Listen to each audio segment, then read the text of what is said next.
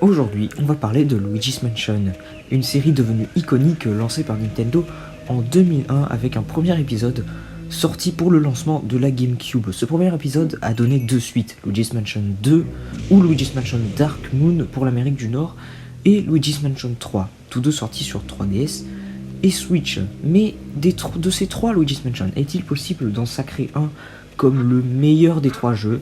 Luigi's Mansion est une saga qui a bercé mon enfance. Je possède d'ailleurs les trois jeux.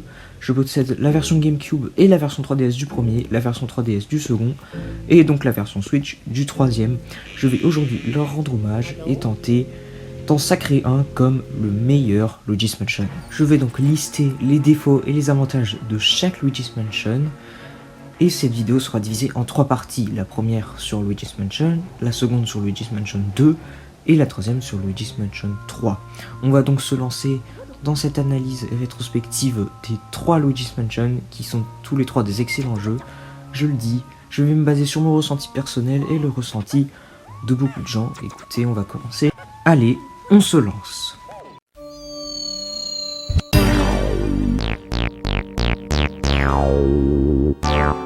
Luigi's Mansion est le jeu de lancement de la Nintendo GameCube, sorti en 2001, et c'était une nouveauté à l'époque, là où on s'attendait à voir Mario avec un tout nouveau jeu rempli de joie et de gaieté, et maintenant Luigi prend le relais, et c'est parti pour la chasse aux fantômes, sans doute une des sagas les plus effrayantes que Nintendo ait fait mine de rien, même si tout ça, ça reste quand même vachement Nintendo friendly. Dans ce jeu, Luigi gagne un manoir et s'y rend, mais découvre que le lieu est hanté et fait la connaissance du professeur Catastrophe qui lui informe que Mario a été capturé par des fantômes. Il reçoit donc l'Ectoblast 3000, un aspirateur à fantômes inventé donc par le dit professeur Catastrophe, qui va donc l'aider à sauver son frère des fantômes. Déjà, ce jeu étonne pour son gameplay avec l'aspirateur. Luigi ne peut pas sauter dans ce jeu, il va donc rester au sol, explorer les pièces du manoir, aspirer les fantômes et l'argent qui peut s'y trouver, mais aussi avec la chasse au bout et le Game Boy Aurore qui peut afficher la carte ou vous servir pour appeler le professeur. C'est donc dans ce jeu-là qu'on va retrouver toutes les mécaniques qui ont donné naissance au futur jeu avec l'Ectoblast, la gâchette R pour aspirer et L pour souffler, le bouton B pour flasher avec la lampe, etc., etc. Même s'il y a une mécanique avec l'Ectoblast, je dis bien une seule, qu'on n'a jamais revue dans les jeux suivants. Il s'agit des éléments. Une mécanique qui pouvait faire cracher du feu, de l'eau et de la glace à l'Ectoblast 3000 grâce à des médailles que l'on récupérait dans l'aventure. On les appelle des médailles élémentaires. Et une fois débloquées, si l'on s'approche d'une source de feu, d'eau ou de glace, des fantômes élémentaires en sortiront, et si on les aspire, une jauge élémentaire apparaîtra alors, et en appuyant sur la gâchette L qui permet d'habitude de souffler, l'Ectoblast 3000 va donc cracher l'élément que nous avons choisi au préalable. Et ces éléments sont essentiels à l'aventure. Ils vont bien sûr nous permettre de découvrir quelques secrets, mais aussi de vaincre certains fantômes spéciaux, comme par exemple avec le feu des fantômes de glace, avec l'eau des fantômes de feu, et avec la glace des fantômes d'eau, et aussi avec certains éléments de vaincre des boss. Par exemple, il est impossible de vaincre Boulossus, le boss de la zone 3, si vous n'avez pas l'élément glace. Pareil, si vous n'avez pas l'élément glace, vous ne pourrez pas vaincre Mademoiselle Pétunia, qui est un des fantômes de la galerie du professeur Catastrophe. Les éléments sont une mécanique centrale de Luigi's Mansion, et je trouve quand même vachement dommage que le développeur n'ait pas réintégré cette mécanique dans Luigi's Mansion 2 et 3. Peut-être à revenir dans Luigi's Mansion 4 sur Switch 2, on ne sait pas, et peut-être qu'on ne le saura jamais.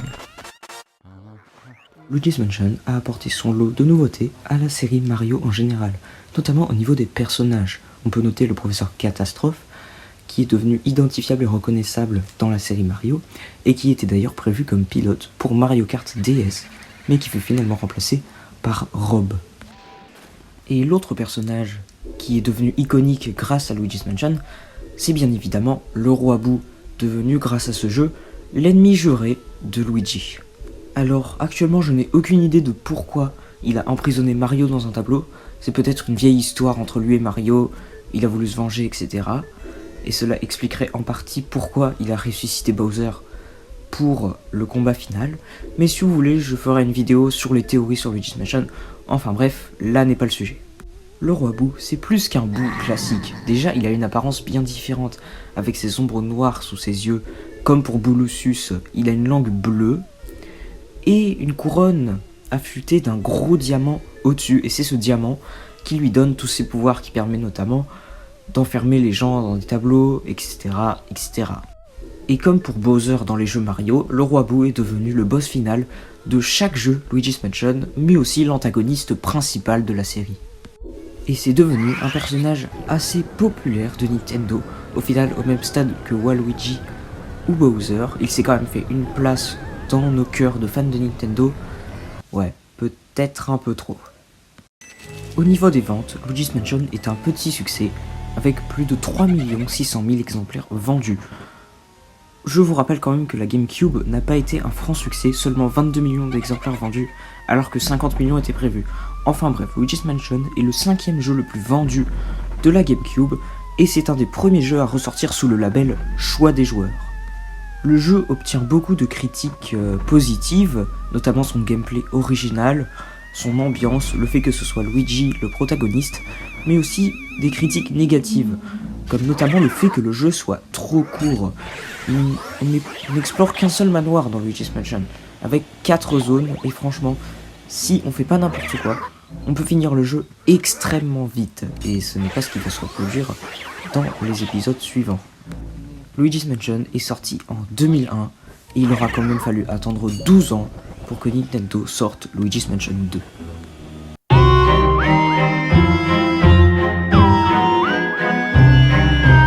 Luigi's Mansion 2, ou Dark Moon pour l'Amérique du Nord, sort en 2013 sur la Nintendo 3DS. Et laissez-moi vous dire qu'après 12 ans d'attente, je pense que personne ne s'attendait à ce qu'une suite soit éditée sur 3DS. Le jeu a une intrigue légèrement différente du premier. Là, on part sur une entité qui s'appelle la Lune Noire, et qui a la particularité de rendre les fantômes gentils, non agressifs. Et là, le roi Boo apparaît de nulle part et explose cette fameuse lune noire, ce qui rend les fantômes agressifs envers le pauvre professeur Catastrophe qui doit s'enfuir de son manoir pour aller contacter Luigi afin qu'il l'aide. Et évidemment, les fantômes ont également capturé Mario, sinon... Bon, vous l'aurez compris, on part sur de la chasse aux fantômes, mais avec pas mal de nouveautés au niveau de notre cher Ectoblast. On part sur une version améliorée de l'Ectoblast 3000, appelée Ectoblast 5000, avec un design très inspiré du premier, avec cependant quelques nouveautés. Première nouveauté, le Spectroflash, que l'on ne débloque pas tout à fait au début de l'aventure, car il faut poursuivre les 2 fantômes qui nous l'ont volé au début. Le Spectroflash se présente sous la forme d'une petite ampoule verte, mais qui est nécessaire pour la capture des fantômes, car cela produit un grand flash qui va permettre d'éblouir les fantômes. Ça peut vous paraître très similaire à la lampe du premier Luigi's Mansion, mais comme je vous l'ai dit, l'Ectoblast en lui-même est une amélioration de l'Ectoblast 3000. Donc ce n'est pas comme la petite lampe de poche que vous aviez dans le premier opus, où vous pouvez juste l'allumer et l'éteindre pour éblouir vite fait les fantômes. Là vous pouvez vraiment les pétrifier sur place et beaucoup plus longtemps que sur le premier jeu, ce qui va vous laisser un plus grand laps de temps pour les aspirer. Aussi en amélioration au niveau de la capture de fantômes, quand on aspire un fantôme, il y a maintenant une jauge qui apparaît, et quand on appuie sur A au moment où la jauge est remplie, cela va créer une décharge électrique qui va aspirer les PV très très rapidement du fantôme.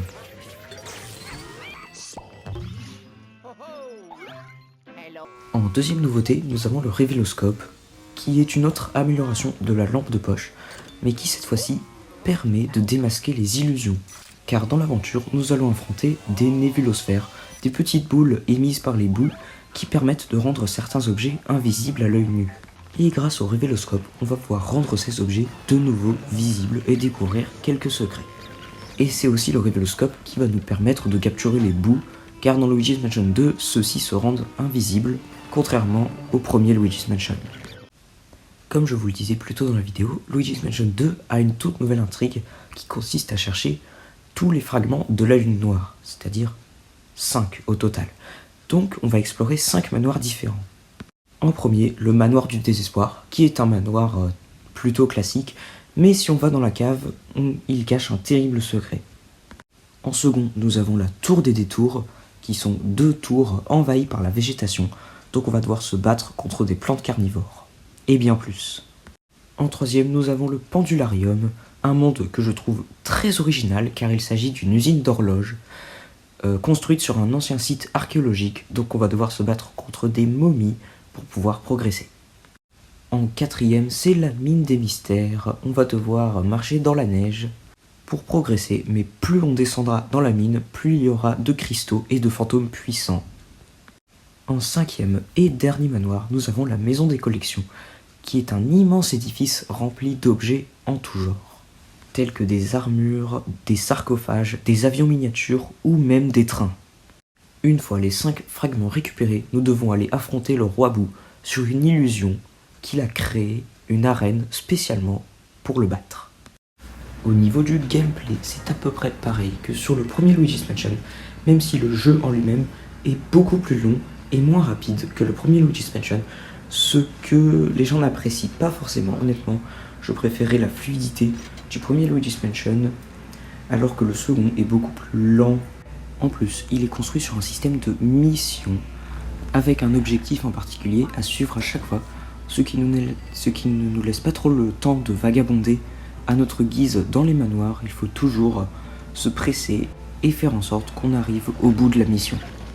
Au niveau des ventes, Luigi's Mansion 2 se vend à plus de 5 millions d'exemplaires et c'est dû au succès légèrement tardif de la 3DS.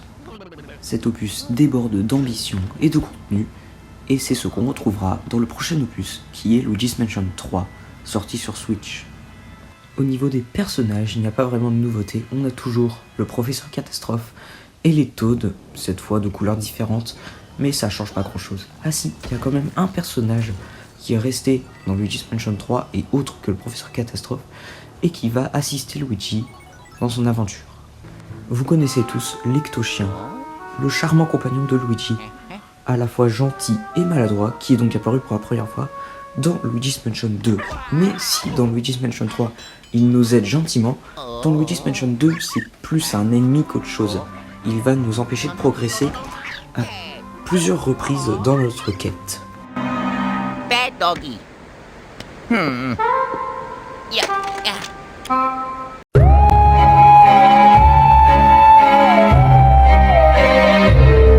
Luigi's Mansion 3 sort en 2019 sur Nintendo Switch. Et là, Nintendo a pas hésité, ils nous ont sorti un opus absolument sublime sur Switch. Au niveau de l'histoire, Luigi a gagné un séjour dans un hôtel luxueux à une loterie auquel il n'a pas participé. Je pense que c'est directement basé sur l'histoire du premier Luigi's Mansion. Il s'y rend donc avec 3 Toads, Mario et la princesse Peach. Je crois que vous devinez la suite. Notre cher Luigi va découvrir que l'hôtel est finalement hanté et rempli de fantômes. Et devinez par qui il s'est fait piéger.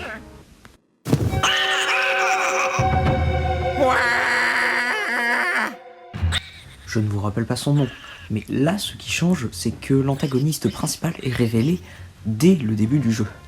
Le roi Boo nous révèle qu'il s'est échappé du laboratoire du professeur Catastrophe grâce à Ambre Bruscade, qui est la propriétaire de l'hôtel, et devinez ce qu'il a fait aussi.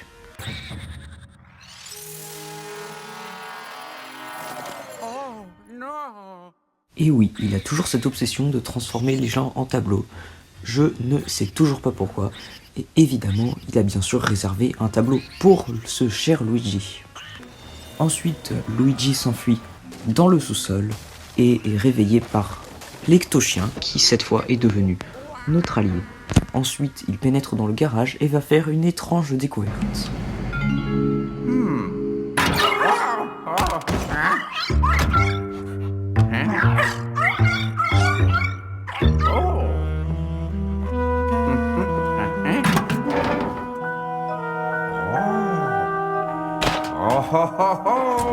Oh yeah.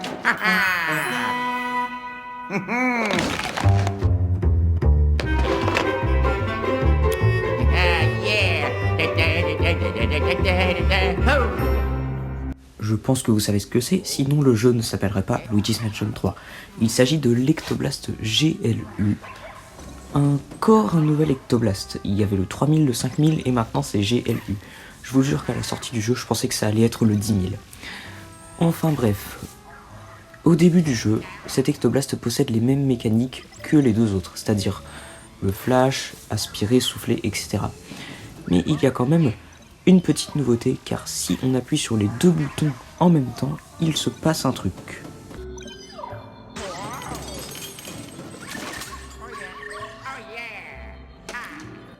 Et voilà, avec ça, notre plombier vert est prêt à la chasse aux fantômes.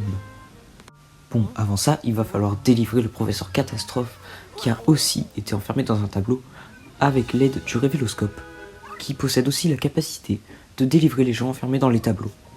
Une fois délivré, le professeur Catastrophe va nous emmener dans son laboratoire portable et nous donner quelques bricoles. Il va nous donner en premier le Virtual Boo, qui a le même rôle que la DS et le Game Boy Aurore, c'est-à-dire communiquer avec le professeur Catastrophe. Il va aussi nous révéler que l'Ectoblast GLU est équipé d'un lance-ventouse, et il va nous donner Gluigi, un double de Luigi qui est capable de traverser les barreaux et d'aller dans les tuyaux très étroits, car il est fait en gélatine. Cependant, il est très vulnérable à l'eau et au feu car ils fond très facilement. Luigi va nous aider pour pas mal de choses, notamment il peut prendre le relais sur Luigi, même s'il ne possède que 25 points de vie, ses points de vie se régénèrent assez rapidement. Bon, après ça, je vous la fais courte, il faut monter dans l'hôtel et explorer les différents étages tout en les nettoyant en passant. L'hôtel est composé de 15 étages. Le premier étage, c'est le grand hall, le deuxième étage, c'est le restaurant, le troisième, les boutiques, le quatrième, la salle de concert, le cinquième, les chambres, le sixième, la suite médiévale, le septième, je ne sais plus trop comment il s'appelle, mais c'est un étage envahi par la végétation. L'étage 8, le studio de tournage, l'étage 9, le musée d'histoire surnaturelle, l'étage 10, une suite égyptienne, l'étage 11, une suite magique, l'étage 12, les pirates, l'étage 13, la salle de sport, l'étage 14, la discothèque, et l'étage 15, la suite personnelle de Ambre Bruscade. Et on affronte le roi Boo sur le toit, évidemment. Luigi's Mansion 3 est l'un des plus beaux jeux de la Switch, et il s'est très bien vendu avec plus de 14 millions d'exemplaires. C'est beaucoup plus que la Wii U. Maintenant que j'ai fini d'analyser les 3 Luigi's Mansion, je vais donc répondre à la question: est-il possible d'en sacrer un comme le meilleur des 3? Eh ben, j'y ai énormément réfléchi, et ils ont tous beaucoup d'avantages et quelques défauts. Ils ont tous apporté quelque chose de nouveau à la série, même si Luigi's Mansion, le premier, a apporté beaucoup plus de choses que les deux autres. Eh bien, si je devais en sacrer un, je choisirais Luigi's Mansion 2, car des 3 opus, c'est le plus original. Alors, au niveau de la chasse aux fantômes, le 1 est meilleur en chasse que le 2, mais j'ai choisi le 2 grâce à son originalité, à son ambiance plus comique que horrifique. Le fait que ce soit mon premier Luigi's Mansion compte aussi. Il m'a quand même bien marqué et il restera toujours dans mon cœur. Voilà, j'espère que cette vidéo vous aura plu. Ça m'a pris quand même plusieurs jours pour la faire, donc n'hésitez pas à lâcher un like et à vous abonner. Ça aiderait grandement au développement de ma chaîne. Je vous en remercie d'avance et écoutez, je vous dis ciao.